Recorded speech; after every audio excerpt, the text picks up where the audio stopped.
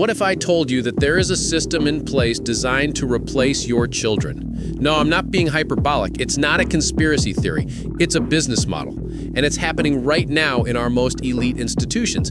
And the craziest part? Both political parties are in on it. The American dream is being systematically dismantled and sold off to the highest foreign bidder. This isn't just about a few students or a few jobs.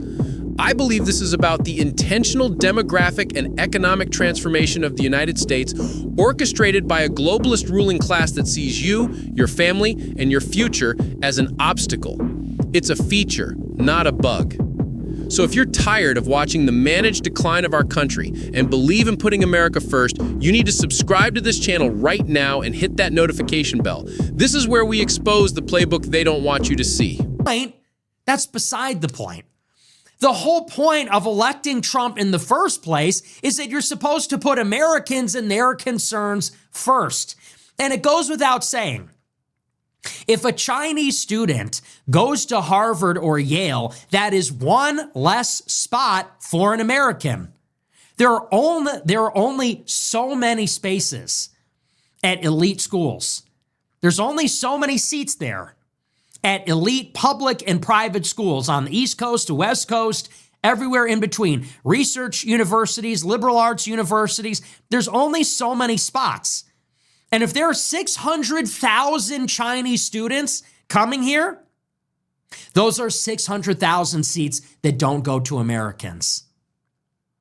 And I understand that maybe it's flexible, give or take 100 or 1,000 in a particular university. But if you're doubling the amount of Chinese students, if you're talking about 500,000 in a given year, there are Americans who won't be going to college this year because a Chinese student is.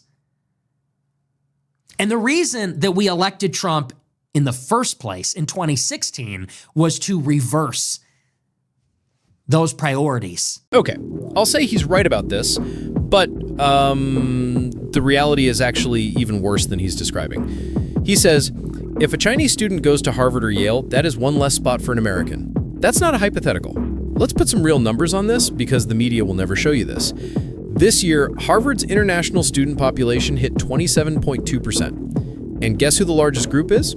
Chinese nationals. We're talking over 1,000 of them per year at each of the top Ivy League schools. That number is up 15% since just 2020. And at the same time, the acceptance rate for American kids has plummeted. So this is why Trump's executive order from back in May, the one that blocked Harvard from taking new international students and started revoking visas for CCP link students, was so critical. The media, of course, had a meltdown, but it was the first time a politician finally said, no, the purpose of America's elite universities is not to educate the children of our primary global adversary. And it's not just about the seats. I mean, it's a national security issue. The FBI has over 2,000 active investigations into Chinese students for intellectual property theft. Harvard alone has been linked to dozens of cases. So while your kid is grinding out a 1,500 on the SAT, Beijing is funding a PhD student to come here and steal our military and tech secrets. And until recently, our own government was holding the door open for them. It's insane. And say, what about those American students actually? What about American human capital? What about Americans that have talents? America has a huge pool of highly skilled labor, or I should say human capital with a high IQ who are able to be educated, able to be trained, able to work in skilled fields. America has one of the highest in terms of the index of human capital. We rank among the highest out of all the countries in the world. Surely we have the talent. Surely we have the people. What about those kids? Isn't that the whole point? Isn't why their parents voted for Trump? Isn't that why they voted for Trump? So, they would have the opportunity to go to college. And then, by the way, let's not forget where this leads. The whole point of going to the most selective college is so that you can be the most competitive in the job market.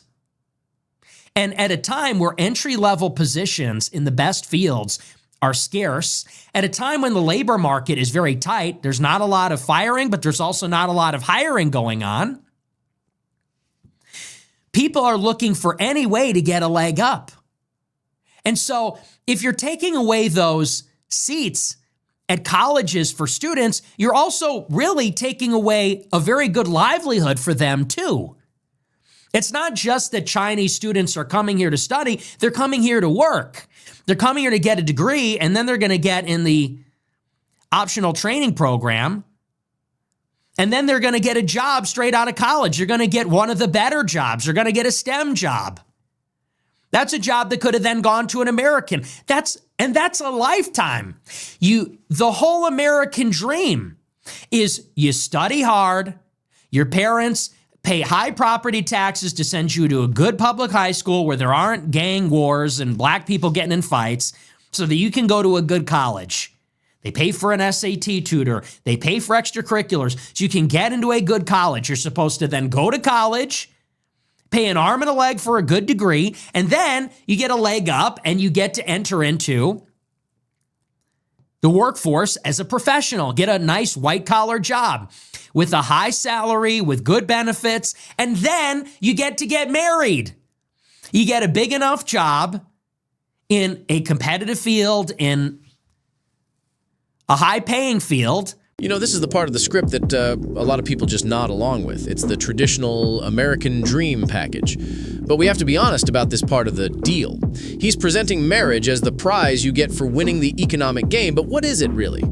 Let's be real. Marriage in 2025 isn't some guarantee of happiness. For half the people who do it, it ends in divorce. And what is a divorce? It's the government getting involved in the most intimate part of your life, and in many cases, financially ruining you for the rest of your days.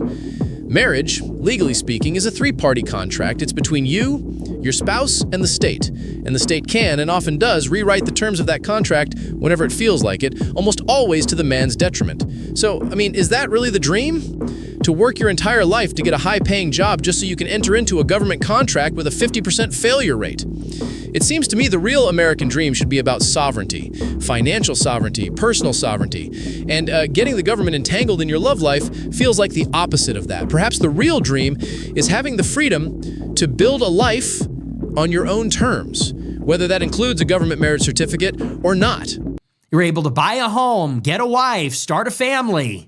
That's the deal. And that's how somebody goes from working class or lower middle class to upper middle class.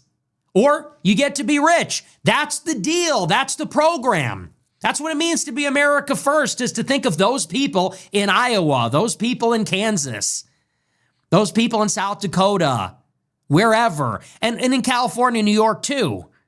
But it's thinking about Americans going to college, to get jobs, to start families, to own homes, to lead good lives, to actually have prosperity in the American dream. That's the whole point.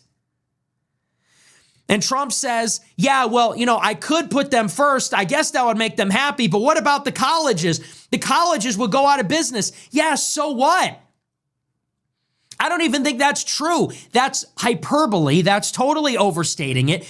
Half the colleges would not go out of business. I don't know that any college would go out of business. They just have to change their business model. Maybe they'd make it more affordable. And by the way, if the colleges go bankrupt, then just have the government bail them out. God knows the government can bail out Ukraine. The government can bail out Israel. The government can bail out Argentina. The government can bail out the banks. But you're telling me, who is going to foot the bill for the universities? American students. You can't go to college because a rich Chinese oligarch's kid has to keep the universities afloat, because otherwise the colleges will go out of business. I don't even have a problem with that. But if that's what you're saying, why can't we just bail them out? Once again, Americans always drawing the short end of the stick. Every single time. The special interests are never allowed to draw the short end of the stick.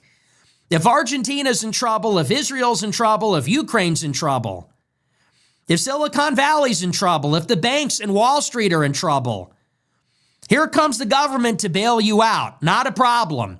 Oh, the universities might fail if we let Americans go there? Oh, well, too bad. I guess you're not going to college this year. We have to bring in the Chinese to pay for our stuff. Really? This is the kind of thinking which is why we voted for Trump in the first place. And now it's business as usual. And by the way, this is actually worse than Biden. Like, think about it. When Joe Biden was president, he tried to eliminate student loan debt. That helped Americans. He said, here's a wild idea. Let's just wipe the slate clean and let's have all those students that took on student loan debt, let's take the debt away. Let's just forgive it. Let's have the taxpayers pay for it. And conservatives flipped out. They said, you can't do that. That's not constitutional. And, I sort of agree with the constitutional argument. It was overreach. But they disagreed with it in principle. They said, the taxpayer can't bail you out because you made a bad decision. I think Ben Shapiro literally said that. Ben Shapiro said, if you made the decision to take on student loan debt, the taxpayer can't bail you out. Really? So when Israel starts a war with Iran, then we have to bail them out? Again, it's like Americans always drawing the short end of the stick. It gets to the point where literally Democrats, as dumb as they are, and I'm not a socialist. I don't support a lot of these policies. But in terms of the mindset behind it, the administration under the Democrats said, we're going to help Americans. You have student loan debt. It's a high payment. Maybe you're paying it off 10 years after you graduated. It's forgiven. Republicans get in and they say, we're going to double the number of Chinese students. Really? So who are you really working for here? That's the first thing that he said. Then the second thing that he said, it gets better. He was asked about H-1B visas. H-1B visas come from the 1990 Immigration Act, and everybody knows this is a scam. H-1B was intended, or at least nominally they said, ostensibly, the goal of H-1B was to fill jobs that require specialized skills that firms could not find Americans to fill those jobs. What it has become is effectively just cheap foreign labor. It's indentured servitude. They bring in an Indian, they have an American train the Indian, then they fire the American, they hire the Indian works for half the wage, and the Indian can't go and work anywhere else because they rely on the employer to remain in America. So it's like they're indentured to the employer, they're cheaper, there's less regulations. That's what it has become. It's basically become a subsidy for Silicon Valley in particular, but big firms in general, and we're underwriting their labor cost, replacing Americans with Indians. This is what Trump had to say about this. Laura Ingraham asks him, H-1B visa, will that be a big priority for you? If you want to raise wages for Americans, you can't flood the country with hundreds of thousands of foreign workers. Trump replies, you have to bring in the talent. She says, well, we have plenty of talented people here. Trump said, no, you don't. No, you don't have talented Americans. He says, you don't have certain talents. People have to learn. You can't take people off the unemployment line and say, go make missiles. Laura Ingraham says, how did we do it before? Trump said, I'll give you an example. In Georgia, we raided Hyundai for illegal immigrants. They had people from South Korea. They had 500 to 600 people, early stages to make batteries, to teach people how to do it. Well, they wanted to kick them out of the country. You need them. You can't bring in $10 billion for a plant, take people off the unemployment line and start making missiles. It doesn't work that way. So that being a non sequitur aside, once again, this is just the next stage. So first they take the seats at the advanced universities from Americans, then they take the best jobs, then they take the best STEM jobs. No, you can't go to college, that's for the Chinese. No, you can't get a tech job, that's for the Indians, that's for the South Koreans. That's for Asians and immigrants from other countries. Americans can't do those jobs. Really? So hey, what jobs can we do? Americans apparently can't go to universities. And Americans also, they won't do the low-skilled jobs that the Mexicans do. They also won't do the high-skilled jobs that the Asians can do. They refuse to do the low-skilled jobs that the dumb peasants from Central America do because they're lazy and they just can't work with their hands. And they're not able to do the high-skilled jobs that the Asians do because they're stupid. You can't take them out of the unemployment line and teach them to make missiles. And by the way, both of these things are not true. Of course you can do that. And that right there, that is the entire Uni-party scam in a nutshell. He's laying out the unspoken argument of the entire DC establishment, both sides of the aisle. The Democrats, on one hand, push for open borders, flooding the country with millions of low-skilled illegal aliens who they see as a permanent new voter base and who, by the way, suppress wages for working-class Americans. On the other hand, you have the Chamber of Commerce Rhino Republicans who are completely addicted to H-1B visas. They want to import cheap, high-skilled labor from India and China to undercut American tech workers. You see the game? It's a pincer movement against the American worker. The Democrats get their voters, the Republicans get their cheap labor for their corporate donors, and you, the actual American citizen, get screwed from both ends. They tell you you're too lazy for the low-skilled jobs and too stupid for the high-skilled jobs. It's a lie designed to justify their complete and total betrayal of the American workforce. It's not about what's good for America, it's about what's good for the donors of both parties.